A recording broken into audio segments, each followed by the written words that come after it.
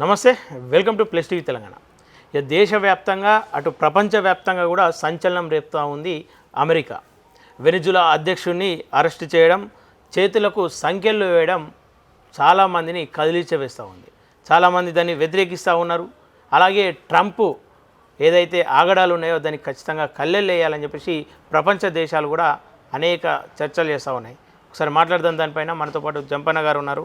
అన్న నమస్తే. నమస్తే అన్న, చెప్పండి, ఒక దేశానికి ప్రెసిడెంట్గా ఉన్నటువంటి వ్యక్తిని ఇలా సంఖ్యలు వేసి ఒక ట్రంప్ చేసినటువంటి పనులు దేశవ్యాప్తంగా ప్రపంచవ్యాప్తంగా ఆశ్చర్యానికి గురి చేస్తూ ఉన్నాయి. దానిపైన ఏం చెప్పదలుచుకోరు? అమెరికా చేసిన చర్య ప్రపంచం అంతా నిరసిస్తుంది. మొత్తంగా దాదాపు మెజారిటీ దేశాలు వాస్తవంగా అమెరికాకు ఇప్పుడు మద్దతు చేస్తున్నది ఓన్లీ తొత్తుగా ఉన్న ఇజ్రాయెల్ మాత్రమే. అంటే గట్టిగా సపోర్ట్ చేసేది. మిగిలిన ఎవరు అంటే చాలా దేశాలు డైరెక్ట్గా ఇది ఒక టెర్రరిస్ట్ చర్య, ఆ దేశ సార్వభౌమత్వాన్ని ఉల్లంఘించింది, ఐక్యరాజ్యసమితి నిబంధనలు ఉల్లంఘించింది, ఇది మొత్తం ప్రపంచ యుద్ధానికి ఇది కారణమవుతుంది అనే విషయాలు కూడా చాలామంది చెప్తుండ్రు.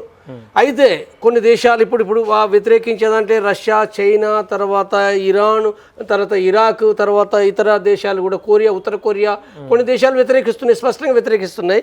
అయితే మరికొన్ని దేశాలు అది ఈవెన్ ఫ్రాన్స్ కావచ్చు, బ్రిటన్ కావచ్చు, లేదా అనేక దేశాలు కూడా వాళ్ళు కొంత స్పష్టంగా చెప్పడం లేదు, కానీ దానికి అమెరికా దానికి సపోర్ట్ చేయటం లేదు. ఏదైనా ఐక్యరాజ్యసమితి నిబంధనలు ఉల్లంఘించిందనే విషయాలు కూడా వాళ్ళు కూడా మాట్లాడుతున్నారు. కాబట్టి ప్రపంచం లోపల చాలా దేశాలు 99% కూడా ఏంటంటే ప్రజలు వ్యతిరేకిస్తున్నారు. ఈవెన్ అమెరికా లోపల కూడా ప్రతిపక్షాలు వ్యతిరేకిస్తున్నారు, ప్రజలు వ్యతిరేకిస్తున్నారు. సరే, డిఫరెన్స్ ఉంది. ఆ వ్యతిరేకించినప్పటికీ అంటే రష్యా, చైనా వ్యతిరేకించినట్టుగా లేకపోతే వెనిజులా ప్రజలు వ్యతిరేకించినట్టుగా లేదు, కానీ ఏదైనా వ్యతిరేకిస్తున్నారు. కాబట్టి ఈ వ్యతిరేకించడం ఏదైతుందో ఇవాళ ఇది ఒక ఘోరమైంది. అసలు అంటే ఒక గుండా, నా దృష్టిలో చెప్పాలంటే ఒక గుండాగిరి. అంటే గుండాగానికి అంటే ఒకప్పుడు గుండాగిరి హైదరాబాద్, వరంగల్ ఉండే. ఆ గుండాగాడికి ఏంటంటే వాడికి వ్యతిరేకంగా అయితే వాడు ఇవ్వలేనా, వాడు కొడతాడు, చంపుతాడు, వాని ఇష్టం, వాడిదే రాజ్యం. అది 60 ఏళ్ళ కింద అయితే ఆ గుండాల రాజ్యం ఉన్నది, భూస్వాముల రాజ్యం ఉంది కదా. వాస్తవం మనం హిట్లర్ గురించి మాట్లాడుతాం. హిట్లర్ కూడా ఏంటంటే హిట్లర్ చాలా ఫాసిజము, అణచివేత, దాడులు, ఇతర దేశాలపైన దాడులు చేసాడు, నిజమే. కానీ ఇట్లా పోయి అంటే ఇప్పుడు ఒక అధ్యక్షుడిని పోయి అర్ధ గంటలో దాడి చేసి బాంబులు వేసి పట్టుకొచ్చినోడు ఎవడంటే ఈ అమెరికా వాడే. అంటే గతంలో అమెరికా వాడంటే ఇప్పుడు ట్రంప్ ఇది మొదట కాదు. గతంలో నోరిగాను, పనామా దేశంలో నోరిగాను అట్లే పట్టుకొచ్చాడు. నోరిగాను పట్టుకురావడే కాదు, అధ్యక్షుడినే పట్టుకొస్తాడు. తర్వాత మనకు ఇరాక్ యుద్ధం లోపల సద్దాం హుస్సేన్ పోయి దాడి చేసిండు, రసాయన బాంబులు అనే పేరు. అంటే అమెరికానే నేరం మోపుతుంది.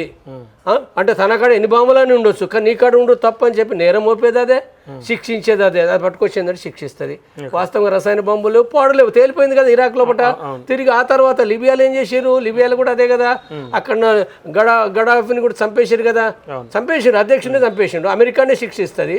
అంటే అది ప్రపంచ కోర్టు అదే, ప్రపంచ జైలు అదే, ప్రపంచ పోలీస్ అదే, 3 రకాల పాత్ర అది. అసలు వాస్తవంగా అది ఒక గుండా, నెంబర్ 1 గుండా, నెంబర్ 1 టెర్రరిస్ట్ అది. కాబట్టి ఇది ఒక దేశానికి సంబంధించిన విషయం లోపల నువ్వేం చెప్తున్నావు కారణము, ఏమన్నా కారణం ఏంటంటే ఆ కారణం ఏంటంటే నువ్వు గంజాయి అమ్ముతున్నావు, ఇవి మాదక ద్రవ్యాలు అమ్ముతున్నావు, నీ కాడే కాదు నా కాడికి, నా దేశానికి వస్తున్నాయంటే అంటే నువ్వు నీ కాడికి వస్తున్నట్టు నువ్వు గోడలు పెట్టుకో, నువ్వు పోలీసు ఇప్పుడు అదేదో ఖర్చు పెట్టుకొని బంద్ పెట్టుకో. అసలు నీ కాడనే ఉన్నారు కదా తాగుబోతులు ఉన్న తర్వాత, మరి నువ్వు మళ్ళీ మార్చుకోవాలి కదా. ఇది ఒక్కటే ఉందా అసలు? ఒక్క వెనిజులా మాదక ద్రవ్యాలు ప్రపంచం నుంచి ఎక్కడికైనా పోతాయి. ఇప్పుడు మన తెలంగాణ అంటే ఏమని చెప్తా ఉన్నాడు, నేను సంతోషంగా, ఒక పేపర్ స్టేట్మెంట్ కూడా వచ్చింది, నేను సంతోషంగా లేను, ఆ విషయం మోదీకి కూడా తెలుసు అని చెప్తా ఉన్నాడు. అలాగే ఒకవేళ మనం ఇట్లా వాళ్ళకు వ్యతిరేకంగా ఉంటే తారీఖు అంటే మన పైన పన్నులు విధిస్తూ ఉంటా అని చెప్పేసి అనేక బెదిరింపులు చేస్తూ ఉన్నాడు ఇండైరెక్ట్గా. అంటే ఇప్పుడు ఈ బెదిరింపులు అమెరికా ఇప్పుడు 75 ఏళ్ళ కానీ అదే బెదిరింపులే. తనకు భిన్నమైతే, తనకు అనుకూలంగా లేకపోతే, తను వేసిన సుంకాల ప్రకారంగా దాని ప్రకారం లేకపోతే అమెరికా వాళ్ళు ఆడింది ఆట పాడింది పాట బెదిరిస్తారు. ఎన్నో భారతదేశాన్ని కూడా చాలా బెదిరించారు కదా, చాలా బెదిరించినవి కూడా మనం చూసినాం కదా. కాబట్టి ఈ బెదిరింపు అనేది ఏందో అంటే ఈ బెదిరిస్తే అంటే ఇప్పుడు రష్యా కాడ పెట్రోల్ కొనొద్దు, ఇది కదా, నువ్వు పెట్రోల్ కొనొద్దు, నేను వేసిన సుంకాల ప్రకారంగా నా వాటిని కొనాలే అనేది ఆయన చెప్తుండు. కాబట్టి ఈ బెదిరింపు అనేది ఏందో అన్ని దేశాలు బెదిరిస్తుండు. పేర్లు కూడా పెట్టిండు కదా, కుయిబాన్ పేరు పెట్టిండు, తర్వాత గ్రీన్లాండ్ పేరు పెట్టిండు, తర్వాత ఇంకా వివిధ దేశాల పేర్లు కూడా పెడుతుండు. కాబట్టి ఈ బెదిరింపుల ద్వారా జరిగేది ఏంటంటే చాలా ఇది దుర్మార్గమైంది. కాబట్టి భారత ప్రజలు కూడా అంటే మోడీ కూడా స్పష్టంగా మాట్లాడాలి, బీజేపీ వాళ్ళు కూడా. అంటే నువ్వు నానబెడితే బుజ్జగిస్తే అంటే నువ్వు బుజ్జగించే విధానమే నీకు నష్టం చేస్తుంది. బీజేపీ ప్రభుత్వం నేను చెప్పే విషయం ఏంటంటే నువ్వు ట్రంప్ను బుజ్జగించాలనుకుంటే ఇంకా నేను బెదిరిస్తాడు. నువ్వు గట్టిగా నిలబడు, దేశ ప్రజలంతా నిలబడతారు, ప్రజలందరూ వ్యతిరేకిస్తాను కదా. నువ్వు అమెరికా ట్రంప్కి ఎందుకు లొంగిపోవాలి అంటే బుజ్జగిస్తున్నావు నువ్వు. స్పష్టంగా అది వెనుజులా దాన్ని ఖండించాలి కదా, సీరియస్ ఖండించాలి. నువ్వు ఖండిస్తే నీపైన అమెరికా వాళ్ళు దాడి చేసినందుకు అందరు రక్షణ ఉంటారు కదా. కాబట్టి ఇది మాత్రమే కాదు, ఇప్పుడు ఇవాళ మన ఏది ఉత్తర కొరియా కిమ్ చిన్న దేశం, చిన్న దేశంగా అనుభవం ఉంది. ఆయన చెప్తుండే కదా, నువ్వు పిచ్చి పిచ్చి వేషాలు వేయొద్దు, నువ్వు నీ దగ్గర నీకు బలం ఉంది, సైన్యం ఉంది, టెక్నాలజీ ఉందని చెప్పి చంపడం కరెక్ట్ కాదు, నువ్వు మార్చుకో, లేకపోతే నేను ఊరుకోను అన్నాడు.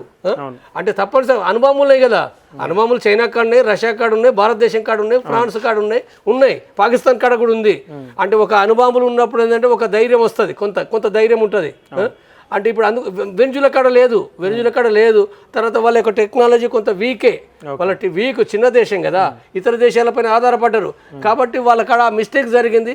ఆయన నమ్మి మధురో ఏదైతుందో వాస్తవం 3 నెలల కానీ జరుగుతున్నాయి కదా పరిణామాలు, 3 నెలల కానీ జరుగుతున్నాయి. ప్రపంచానికి అంతా తెలుసు, చైనాకు తెలుసు, రష్యాకు తెలుసు, ఐక్యరాజ్యసమితి తెలుసు. వాళ్ళు ఎవ్వరు అడ్డుకోవడానికి ప్రయత్నం చేయలేదు. మరి ఎందుకో కానీ అంటే ఐక్యరాజ్య సమితి అమెరికాకు భయపడుతుంది అనుకోవచ్చా? ప్రపంచ దేశాలన్నిటి మధ్యలో ఐక్యత ఉండాలి, ఒక ఒప్పందం ప్రకారం ఉండాలని చెప్పేసి అన్ని దేశాలు కలిసి నిర్మించుకున్నటువంటి ఐక్యరాజ్య సమితి ఈరోజు మౌనం పాటిస్తూ ఉందంటే ఈ ప్రపంచానికి ముప్పు ఉందని చెప్పేసి అనుకోవద్దా? ఇప్పుడు ఐక్యరాజ్య సమితి పెట్టినప్పటి నుంచి కూడా గదే పాత్ర వహిస్తుంది ఐక్యరాజ్య సమితి. ఎప్పుడు కూడా సీరియస్ ఘర్షణలు జరుగుతుంటే అది ఏమీ చేయదు.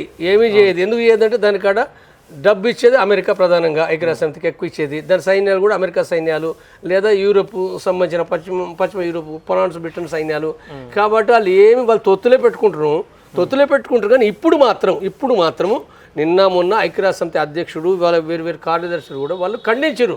ఐక్యరాజ్య సమితి నిబంధనలకు వ్యతిరేకంగా అమెరికా దాడి చేయడం చాలా తీవ్రంగా ఖండిస్తున్నామని చెప్పారు. కాబట్టి ఐక్యరాజ్య సమితి లోపల ఆ విషయాలు మాట్లాడాలనేది వాళ్ళు మాట్లాడుతున్నారు. అయితే ఇప్పుడు ఐక్యరాజ్య సమితిని అమెరికా లెక్క చేయదు. నువ్వేం చేస్తావు? నువ్వు మాట్లాడుతున్నావు, నువ్వేం చేస్తావు? నువ్వేమి చేయలేవు అనే దాంతో అమెరికా ఎప్పుడైనా అంతే. కాబట్టి ఇప్పుడు అయితే అమెరికా ఏదైతే చేసేది ఉందో దానికి ఎందుకు చేసింది? ప్రపంచ ప్రజలంతా వ్యతిరేకించిన అది ఎందుకు చేస్తుందనంటే దాని యొక్క సంక్షోభం తీవ్రమైంది, దాని ధరలు పెరిగినాయి, దాని ఉద్యోగాలు పోతున్నాయి, తన ఉత్పత్తులు కూడా అంటే వేరే దేశాలకు పోతలేవు, తన డాలర్ పడిపోయింది. తర్వాత తన పెట్రోల్ కూడా ఏంటంటే ఇప్పుడు ఆ దేశంలో ఉన్న పెట్రోల్ కూడా అది సరిపోదు. కాబట్టి వెనుజులా పెట్రోల్ కావాలి. కాబట్టి వెనుజులా కూడా ప్రపంచంలో ఒక ప్రధానమైన ఉత్పత్తిదారు. కాబట్టి అక్కడ అది ఏదైతే ఉందో అంటే మదురోకు ముందు చావేజ్ కూడా ఒక నాయకుడు, కమ్యూనిస్ట్ నాయకుడు, అక్కడ అమెరికా కంపెనీలను బంద్ పెట్టిండు, జాతీయం చేసిన తర్వాత ఇప్పుడు ఆ కంపెనీ లోపల కూడా చైనా పార్ట్నర్షిప్, చైనాకు వస్తుంది, రష్యాకు వస్తుంది. కాబట్టి అమెరికా ఏదైతుందో అంటే పెట్రోల్ అంటే పెద్ద బంగారం లాంటిదే కదా అది. కాబట్టి ఏదైతుందో అక్కడ అమెరికా ఏదైతుందో చాలా కాలం నుంచి అంటే ఆ వెనుజులాను అనేక రకాలుగా వాళ్ళపైన సుంకాలు విధించింది, అనేకమైన అది పెట్టి కట్టడి చేసే ప్రయత్నం చేస్తుంది. కాబట్టి ఈయనన్నాడు కాబట్టి తన విధానం ప్రకారం, దేశ విధానం ప్రకారంగా ఆయన చేస్తుండు కాబట్టి ఆయన పైన వాళ్ళపైన ఇవన్నీ ఆరోపణలు పెట్టి దాడి చేసారు. ఈ దాడి చేయడం ఎంత మూర్ఖం, ప్రజలు వ్యతిరేకించినా ఎందుకు చేస్తుండంటే తన బలం ఉంది కాబట్టి వెనుజులాను తన చేత పట్టుకోవాలి అని చెప్పి చేస్తున్నారు. దాడి కారణంగా అనేక మంది అమాయకులు కూడా అక్కడ మరణించారని చెప్పి చెప్తా ఉన్నారు. అది మరి వీళ్ళ సామ్రాజ్యవాదులు వీళ్ళ దేశానికి నేనే రాజు నేనే మంత్రి అని చెప్పేసి కూడా ప్రకటించుకుంటా ఉన్నాడు అని చెప్పేసి వార్తలు వస్తూ ఉన్నాయి. అవును, ఒకవేళ అట్లా అయితే నష్టం ఏమైనా జరుగుతుంది ఇది ప్రపంచంలో? ఇప్పుడు ఒక వెనుజులా పైన దాడి జరిగింది, చాలా కాలం నుంచి అమెరికా అదంతా అర్థమవుతుంది. ఇప్పుడు మాట్లాడుతుండ్రు కానీ ఇప్పుడు ఇతర దేశాలపైన కూడా దాడి చేస్తారు కదా. మరి నువ్వు అదే కదా ఇప్పుడు బెదిరింపు అసలు మళ్ళీ వెనుజులా పైన మళ్ళీ దాడి చేస్తున్నాడు. ఇప్పుడు ఇంకో అధ్యక్షురాలను పెట్టుకుంటే మళ్ళీ దాడి చేస్తున్నాడు. భారతదేశాన్ని కూడా ఒక రకమైన బెదిరింపే కదా. మోడీ నా ఫ్రెండ్ అంటాడు, మళ్ళీ బెదిరింపు వచ్చింది కదా ఇవాళ పేపర్లో కూడా. అంటే నువ్వు అందరినీ బెదిరిస్తున్నావు అంటే నువ్వు అంటే ఒక రకంగా ఏంటంటే నువ్వే దెబ్బతింటావు. అమెరికా నువ్వు ఏ సంక్షోభాన్ని అయితే సరైన పద్ధతిలో పరిష్కరించుకోవడానికి పూనుకోవో, నువ్వు తప్పుడు పద్ధతిలో టెర్రరిస్ట్గా గుండాగా ఎప్పుడైతే దాడికి వస్తున్నావో ఇప్పుడు అందరూ కూడా మరి ఊకోరు కదా, వాళ్ళు కూడా ఊకోరు కదా. ఊకోరు అంటే సరే వాళ్ళు ఏం చేస్తారు, చైనా రష్యా ఇప్పటికే వాళ్ళు యుద్ధంలో దిగాల్సి ఉండే, సరే వాళ్ళు దిగలేదు. వాస్తవంగా చైనా అంటే ఎందుకంటే వెనిజులాతో సంబంధం ఉన్నది చైనా రష్యాలు కదా, నీ మిత్రుడు కదా. మిత్రుడే కాదు, ఇప్పుడు అక్కడ పెట్రోల్ దాంట్లో ఒకటి కూడా వీళ్ళకి ఉన్నదిగా, వీళ్ళ కంపెనీలు ఉన్నాయి కదా. మరి వీళ్ళు ఏమీ అంటే సీరియస్గా అంటలేరు, విమర్శించారు, ఖండించారు. కానీ కాబట్టి ఈ పరిణామాలు ఎటుపోతాయి అనేది ఏదో ప్రపంచం గమనిస్తుంది. యుద్ధం వైపు పోతుందా, ప్రపంచ యుద్ధం రావచ్చు, లేదా వేరే ఘర్షణలు జరుగుతాయా, ఏం జరిగితే మనం చూడాలి. ఏదైనప్పటికీ అమెరికా ఏదైతుందో ఇది ఒక ప్రపంచ ప్రజల మధ్య లోపల ఏంటంటే ఒక దోషి, ఒక దొంగ, ఒక టెర్రరిస్టు గుండాగా అది నిలబడ్డది. కాబట్టి అమెరికాను ఎవరైనా అందరం వ్యతిరేకించాలి. ఒకవేళ ఇండియా కనుక దీన్ని వ్యతిరేకిస్తే అమెరికాలో ఉన్నటువంటి భారతీయులకు కానీ ఎట్లా ఏమైనా నష్టం జరిగే అవకాశం ఉంటుందంట? నష్టం అంటే చేస్తాడు. ఇప్పుడు అమెరికాడు వాడు ఏదైనా చేస్తాడు, వాడు బట్ చేస్తాడు. ఇప్పుడు చేస్తలేడా? ఇప్పుడు తీసుకొచ్చి అమెరికాలో ఉద్యోగులను కూడా ఇప్పుడు అది అయిపోయిందని చెప్పి వాడు చేతులు కట్టేసి ఇండియాకు తీసుకురాలేదా, వాడు పంపించింది కదా. వాడు ఏదైనా చేస్తాడు, వాడు ఇక వాడి ఇష్టము, వాడి రాజ్యం కాబట్టి వాని చెప్పు చేతులు ఉంటే ఏం లేదు, లేకపోతే వాడు ఏదైనా చేస్తాడు వాడు. మరి అది ఒకవేళ మాట్లాడలేదనుకో మరి నీకు నష్టమవుతుంది కదా, రేపు ఇంకా బెదిరిస్తారు కదా. నువ్వు పెట్రోల్ కొనడం ద్వారా భారతదేశానికి చాలా లాభాలు ఉన్నాయి, చాలా అంటే విపరీతమైన. రష్యా నుంచి పెట్రోల్ కొనడం ద్వారా, రష్యాతోటి ఒప్పందాల ద్వారా భారతదేశానికి లాభాలు ఉన్నాయి, చైనాతోటి ఒప్పందాల ద్వారా భారతదేశానికి లాభాలు ఉన్నాయి కాబట్టి చైనా రష్యాను వదులుకోదు ఇండియా. అంటే మోడీ ఏం ఆలోచిస్తున్నాడని కాదు, ప్రభుత్వ విధాన ప్రకారంగా రష్యా చైనాల ద్వారా తనకు లాభాలు ఉన్నాయి. అమెరికాతోటి లాభాలు తక్కువ ఉన్నాయి, లాభాలు అనుకుంటే అమెరికా వైపు పోయేటోళ్ళు. కానీ భారత ప్రభుత్వం లోపల అమెరికా లాబీ వర్గం కూడా ఒకటి ఉన్నది కాబట్టి ఇప్పుడు అమెరికాతోటి ఘర్షణ పడకూడదు. మనం ఒక రకంగా మెయింటైన్ చేయాలి, ఒక రకంగా బుజ్జగించే విధానంగా మెయింటైన్ చేయాలనే పద్ధతిలో కొంతమంది ఉన్నారు.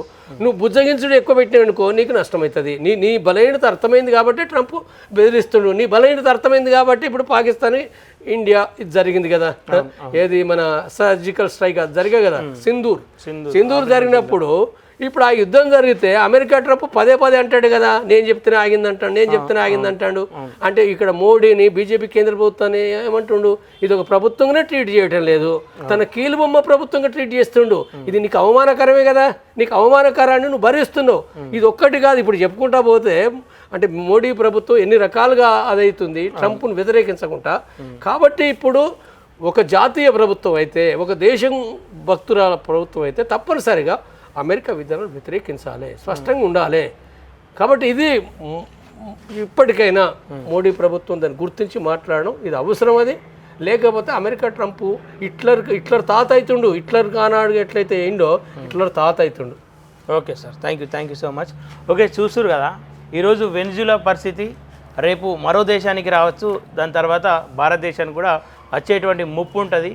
అలాగే ప్రపంచ దేశాల్లో వరల్డ్ వార్ అనేది ఆగిపోయింది, శాంతియుతంగా అన్ని దేశాలు ఉన్నాయి. దాంట్లో భాగంగానే ఐక్యరాజ్య సమితి పగడ్బందీగా పనులు చేస్తూ ఉంది అని చెప్పేసి అనుకునే ఈ సమయంలో ఒకవేళ ఇదే కనుక కొనసాగితే మరో ప్రపంచ యుద్ధం వచ్చే అవకాశం ఉంటుంది. ఖచ్చితంగా ప్రపంచంలో ఉన్నటువంటి దేశాలన్నిటికీ కూడా ముప్పు వాటిల్లే అవకాశాలు కూడా ఉంటాయని చెప్పేసి చాలామంది అనుకుంటూ ఉన్నారు. ఏదేమైనప్పటికీ ప్రపంచ దేశాలన్నీ చూస్తూ ఉన్నాయి, ఖచ్చితంగా అందరూ ఖండిస్తూ ఉన్నారు. ఇది త్వరలో దీనికి ఒక ముగింపు వలుకుతుందని చెప్పేసి అందరం ఆశించాలి, అందరం కోరుకుందాం. చూస్తున్నానండి plus T Telangana. Thank you ఎవరు.